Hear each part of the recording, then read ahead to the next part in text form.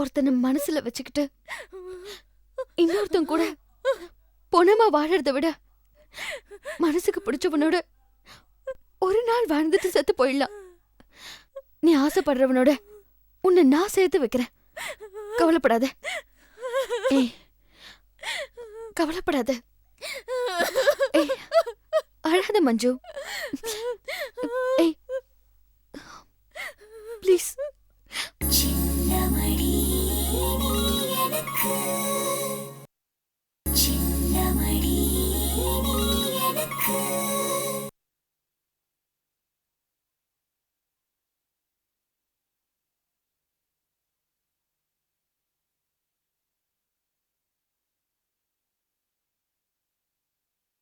சங்கரன், வாங்கம்மா. சொல்லுங்க, என்ன விஷயம்? உண்மையிலேயே நான் என்ன விஷயத்துக்காக உன்னை பார்க்க வந்திருக்கேன்னு உனக்கு தெரியாதா சங்கரன்?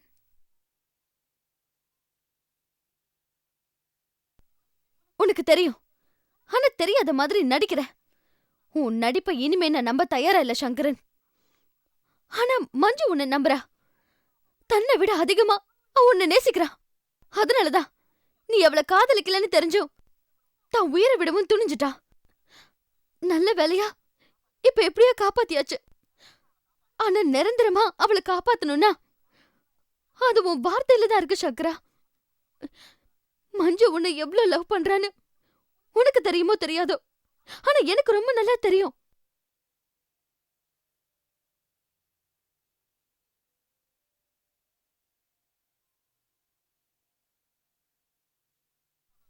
ஒரு ராஜகுமாரனை தான் கல்யாணம் பண்ணிப்பேன்னு எப்பவும் கனவுலையும் கற்பனையிலையும் வாழ்ந்துட்டு இருந்த மஞ்சு உன்னை பார்த்ததும் காதலிக்க ஆரம்பிச்சா. நீ படகு ஓட்டுறவனா இருந்தாலும் நீதான் தன்னோட ராஜகுமாரன்னு முடிவு பண்ணாலே. அதுக்கு என்ன காரணம் தெரியுமா? அவ உன் மேல வச்சிருக்கிற காதல்.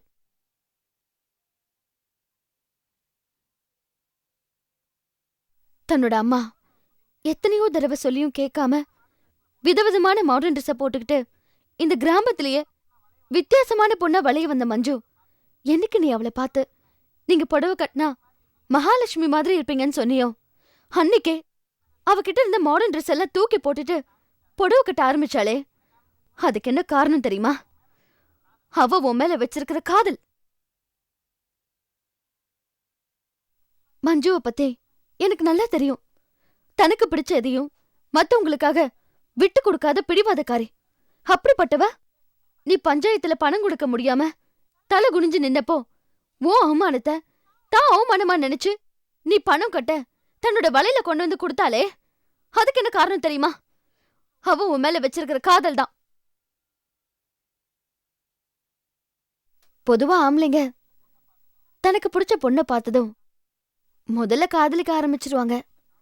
அப்புறம் அந்த காதல் கைக்கு உண்ண பிறகு ஏதோ ஒரு சந்தர்ப்பத்துலதான் கல்யாணத்தை பத்தி யோசிப்பாங்க. ஆனா பொண்ணுங்க அப்படி இல்ல. தனக்கு பிடிச்சவனை பார்த்து எப்ப காதலிக்க ஆரம்பிச்சிடுறாங்களோ அப்பவே கல்யாணத்தை பத்தியே யோசிக்க ஆரம்பிச்சிருவாங்க. மஞ்சுவும் இப்ப அப்படிதான் சங்கரா. தான் மனசுக்குள்ளேயே உன் கூட ஒரு கல்யாண வாழ்க்கை வாழ்ந்துகிட்டு இருக்கா. அது ஏன் உனக்கு புரியல சங்கரா? சொல்லு. உங்க ஃப்ரெண்டு என்ன எந்த அளவுக்கு லவ் பண்ணாங்கன்றது எனக்கு நல்லாவே புரியுது. ஆனா என் நிலைமை கொஞ்சம் யோசிச்சு பாருங்க. நான் தகுதிக்கு மீறி ஆசைப்பட விரும்பல. இதை உங்க ஃப்ரெண்டு கிட்ட எடுத்து சொல்லி அவங்க மனசை மாத்திக்க சொல்லுங்க. இல்ல சங்கரா, மாற வேண்டியது மஞ்சு இல்ல, நீதான். உன் மனசு தொட்டு சொல்லு. மஞ்சுவோட காதல வேணான்னு சொல்றதுக்கு இப்ப நீ சொன்னதுதான் உண்மையான காரணமா? ஒருவேளை நீ சொன்னதுதான் உண்மையான காரணம்னா உன் தகுதியை பத்தி கவலைப்பட வேண்டியது மஞ்சுவும் மஞ்சுவோட பேரண்ட்ஸும் தான், நீ இல்ல. மஞ்சு எதையாவது விரும்பினா அது எதுவா இருந்தாலும் அவங்க அப்பா குறுக்க நிக்க மாட்டாரு. தான் பொண்ணு மேல அவருக்கு அவ்வளவு பாசம். இப்ப அவ ஒண்ணு விரும்புறான்னு தெரிஞ்சதும் சந்தோஷமா சம்மதிப்பாரு. தகுதியெல்லாம் பார்க்க மாட்டாரு. இதெல்லாம் மீறி உங்க காதலுக்கு எந்த கஷ்டம் வந்தாலும் உங்க 2 பேருக்கும் நான் துணையா இருப்பேன் சங்கரா. தயவு செஞ்சு மஞ்சுவோட மனச புரிஞ்சுக்கோ. காதலிக்கிறேன்னு ஒரு வார்த்தை சொல்லி அவளை காப்பாத்து சங்கரா, ப்ளீஸ். இல்லம்மா, என்னை கட்டாயப்படுத்தாதீங்க. இதெல்லாம் சரிப்பட்டு வராது. நான் நம்ம ஊர் ஆத்து தண்ணி மாதிரி. இன்னைக்கு இந்த நிமிஷம் இங்க ஓடிக்கிட்டு இருக்கேன். நாளைக்கு எங்க எப்படி இருப்பேன்னு எனக்கே தெரியாது. தயவு செய்து என்னை வற்புறுத்தாதீங்கம்மா, ப்ளீஸ். நில்லு சங்கரா. நீ ஆத்து தண்ணின்னு எனக்கு நல்லா தெரியும். ஆனா அதுக்கு அடியில ஏதோ ஒரு ரகசியம் புதைஞ்சிருக்கு. அது என்னன்னு தான் எனக்கு தெரியல. நீ மஞ்சுவோட காதல மறுக்கிறதுக்கும் அந்த ரகசியம் தான் தடையா இருக்குன்னு நான் நினைக்கிறேன். உண்மையை சொல்லு. இல்லம்மா, எனக்குள்ள எந்த ரகசியமும் கிடையாது. நான் பொழப்புக்காக இந்த ஊருக்கு வந்திருக்கேன்.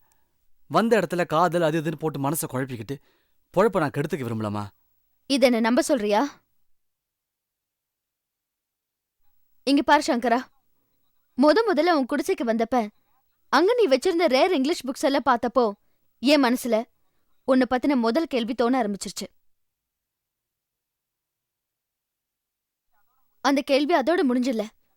பஞ்சாயத்து தண்டனைக்காக கோயில சுத்தம் பண்ணப்போ கஜானா போட்டன்னு இழுத்து பார்த்தப்பவும், ரமா அப்பாவை ரிலீஸ் பண்ண போலீஸ் ஸ்டேஷன் போய் நாங்க அலைஞ்சிட்டு இருந்தப்போ அத பார்த்து ரொம்ப சாதாரணமா கவலைப்படாம வீட்டுக்கு போங்க, அவர் தானா வருவார்னு நீ சொன்னப்பவும், நீ சொன்ன மாதிரியே அவர் ரிலீஸ் ஆயிட்டாருன்னு கேள்விப்பட்டதும் உன்னை பத்தின கேள்விகள் எனக்குள்ள அதிகமாயிடுச்சு. அது மட்டும் இல்ல, உன்னோட இந்த அமைதி, தனிமை, நிதானம், சங்கீத திறமை, ரசனை, இது எல்லாமே உனக்குள்ள ஏதோ ஒரு ரகசியம் இருக்குன்னு என்கிட்ட சொல்லாம சொல்லுது.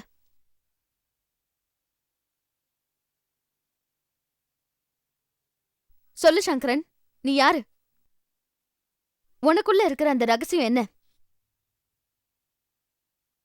மஞ்சு விட்டு நீ விலகி போறதுக்கு உண்மையான காரணம் என்ன? மஞ்சு மாதிரியான ஒரு பொண்ணு காதலிக்கிறேன்னு சொன்னா எந்த ஆம்பளையா இருந்தாலும் வேண்டான்னு சொல்ல ஒரு நிமிஷம் யோசிக்கவாவது செய்வான். ஆனா அந்த அளவுக்கு யோசிக்க கூட செய்யாம நீ மஞ்சு காதல நிராகரிக்கிறன்னா அதுக்கு என்ன காரணம் சங்கரா? இந்த உலகத்திலேயே பெரிய வேதனை தான் அன்பு நிராகரிக்கப்படுறதா. அதுலயும் அந்த அன்பு காரணமே தெரியாம நிராகரிக்கப்படும் போது அந்த வலியும் வேதனையும் ரொம்பவே அதிகம் சங்கரா. அப்படி ஒரு வலியும் வேதனையும் மஞ்சுவுக்கு உன்னால ஏற்பட்டிருக்கே, அது இன்னும் தொடரணுமா? சொல்லு. அப்பா அம்மா ஊரு உறவு எதுவும் முக்கியம் இல்லைன்னு உனக்காக உயிரை விட துணிஞ்ச மஞ்சுவைய காரணமே இல்லாம நீ வேண்டான்னு சொல்றதுக்கு என்ன காரணம்? சொல்லு.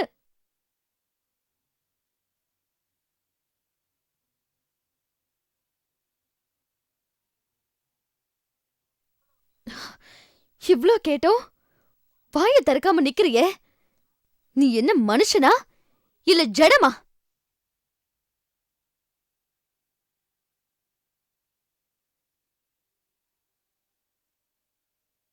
மஞ்சுவ நினைச்சு உன் மனசு ஓரத்துல சின்னதா ஒரு பரிதாபம், ஒரு பரிதவிப்பு ஏற்படலையா? எதிரி செத்தா கூட அவனுக்காக கண் கலங்கிறதுதான் மனுஷ தன்மை. ஆனா நீ உனக்காக ஒருத்தர் சாக துணிஞ்சிருக்கா, அப்பவும் மரம் மாறி நிக்கிறிய. உனக்கு உணர்ச்சியே கிடையாதா? அன்பு, பாசம், காதல் எதுவும் உனக்குல இல்லையா? சொல்லு சங்கரா, சொல்லு. இல்ல இல்ல இல்ல இல்ல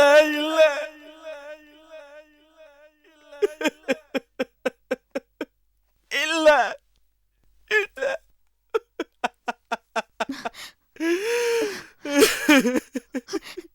சங்கரா, சங்கரா,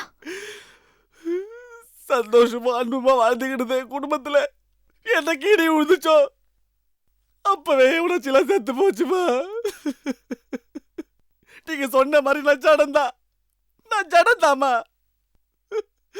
என்ன உயிர் எந்த நேரத்துல என்ன ஆகுமோன்ற அபாயத்துல அங்க வீட்டுல படுத்து கிடங்க. இந்த நிலைமையில எனக்கு எப்படிமா காதல் வரும்? எனக்கு எப்படி காதல் வரும்? என்ன சொல்றீங்க?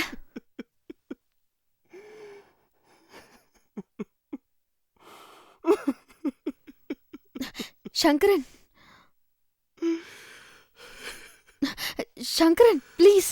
மனைவி அமையிறது மட்டும் இல்ல, ஒவ்வொரு நல்ல உறவு அமையிறதுமே இறைவன் கொடுத்த வரம் தாங்க.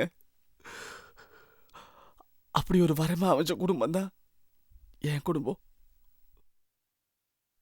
அன்பான அம்மா, அனுசரணையான அப்பா, அருமையான தங்கச்சின்னு ஒரு அழகான குடும்பங்க என் குடும்பம். அந்த குடும்பத்துக்கு சந்தோஷத்தையும் பாசத்தையும் தவிர வேற எதுவும் தெரியாதுங்க. தேவதைங்க சில சமயம் பூமிக்கு வந்துட்டு போகும்னு சொல்லுவாங்க. ஆனா பூமியிலே வந்து தங்கின தேவதை தான் என் தங்கச்சி சுபத்ரா. அவளோட சிரிப்பு சத்தமும் சலங்க சத்தமும் இன்னும் எனக்கு கேட்டுக்கிட்டே தாங்க இருக்கு.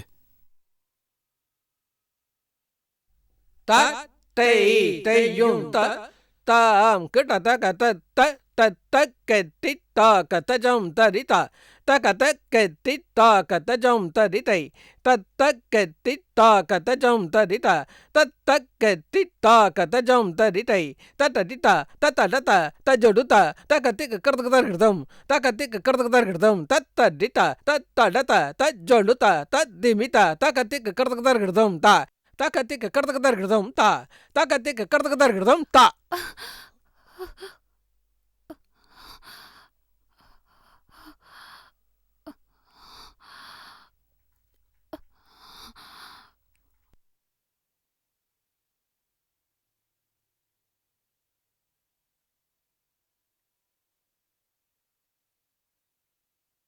சுபத்ரா, இந்த ஜதிக்கு பெரிய பெரிய டான்சர்ஸ் எல்லாம் ஆடுறதே கஷ்டம்.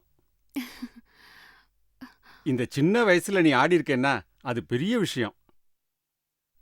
ஒண்ணு மட்டும் நிச்சயம், கலையால உனக்கு பெருமை இருக்கோ இல்லையோ, உன்னால கலைக்கே பெருமை.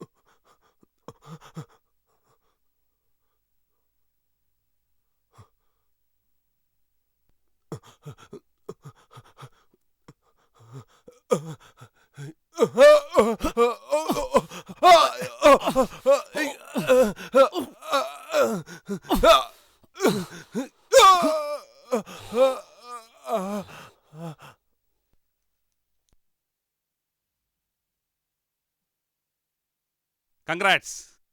Thank you sir. எத்தனையோ ஆஃபீஸர்ஸ் ட்ரை பண்ணி பிடிக்க முடியாத கல்பிரிட்டை நீங்க பிடிச்சிருக்கீங்க. ஒன்னு மாத்திரம் சொல்றேன் மிஸ்டர் ராதாகிருஷ்ணன், டிபார்ட்மெண்டால உங்களுக்கு பெருமையோ இல்லையோ, உங்களால டிபார்ட்மெண்ட் நிச்சயமா பெருமை. Please keep it up. Thank you sir. Welcome.